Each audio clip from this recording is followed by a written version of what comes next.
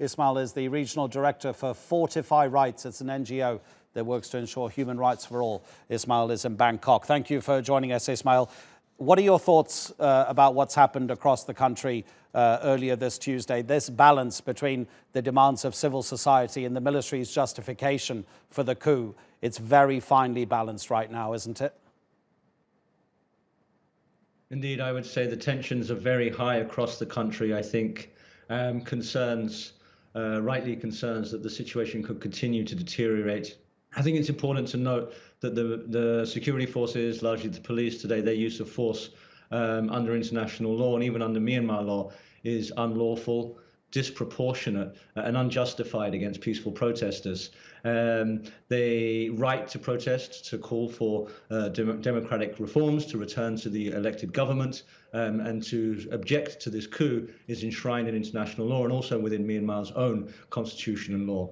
So this is totally unjustified acts by the Myanmar security forces today. And I think it's these acts that we would clearly see have risen and helped to increase those tensions. The speech yesterday by Min Aung Hlaing to the country, I think it's clear, we've seen the protests today, no one has accepted those arguments that this is about safeguarding democracy in the country. And it's clear by the sheer scale of these protests that there is widespread opposition to this coup.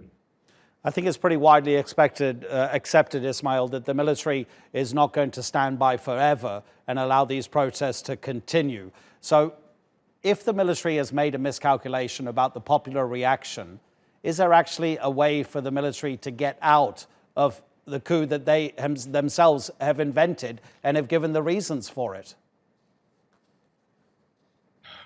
I think, I would find it very surprising if this is not part of their calculation. They would have expected large-scale protests. They've happened in the past, and they would have been quite prepared that these protests would take place. What they may not have expected was or understood was really the strength of that anger. I think what we're looking at here is not just young people, it's old, not just those who, the sort of citizens who are on the internet and Facebook and young people who've had that taste of democracy, but it's also those who've lived through so many decades of dictatorship. And you've seen a lot of the signs, a lot of people speaking today from Yangon, that they do not want to go back to that, and they're willing to sacrifice and take this risk that they're putting themselves under. So yeah, as you say, I think it's very difficult now for the military to really take a step back. I don't think that's possible.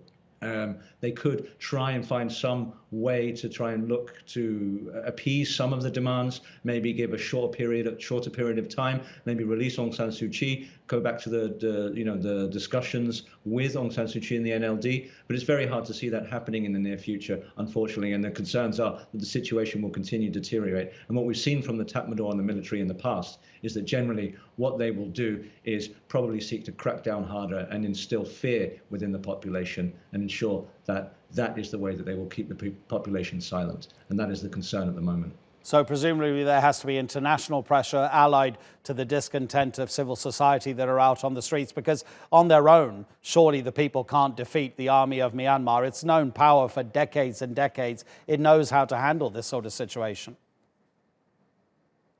Indeed, there's certainly a role that the international community can play. The UN Security Council met last week and unfortunately failed to come forward with any clear, concrete action of how to respond. There are different options. But whilst the international community clearly would like to intervene and would like to support this process, we have the UN Human Rights Council meeting an emergency session this Friday, trying to figure out some ways. There are economic sanctions, there are travel sanctions and targeted sanctions against the particular people who are behind this coup and who are in the military and this new military junta. But at the end of the day, I think the only people and the only way that the change can really come and that they can try and get rid of this military junta, that has to come from the people of Myanmar.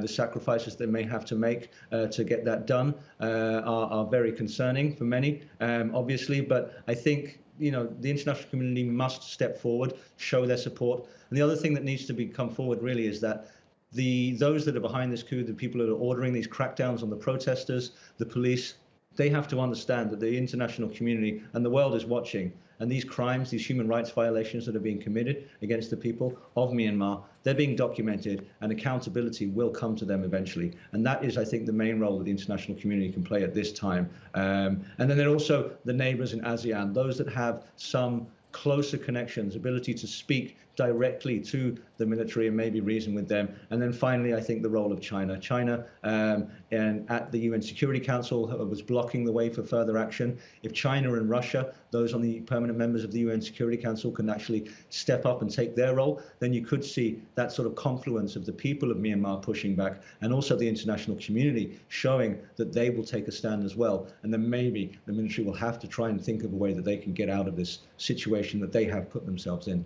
Ismail, really appreciate it. Thank you so much indeed. Ismail Wolff is Regional Director for the NGO Fortify Rights.